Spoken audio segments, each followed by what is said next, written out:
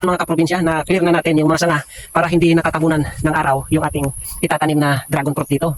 Dapat hindi siya natatabunan ng araw, kailangan expose siya sa araw. Anong uri ng tanim mga kaprobinsya? Kailangan naarawan talaga para maganda yung tubo nila. Katulad ng ginawa natin mga kaprobinsya, ayan, diyan natin pagagapangin yung dragon fruits, yung dragon fruit mga kaprobinsya. So i-imagine natin kung mapuno yan ng dragon fruit.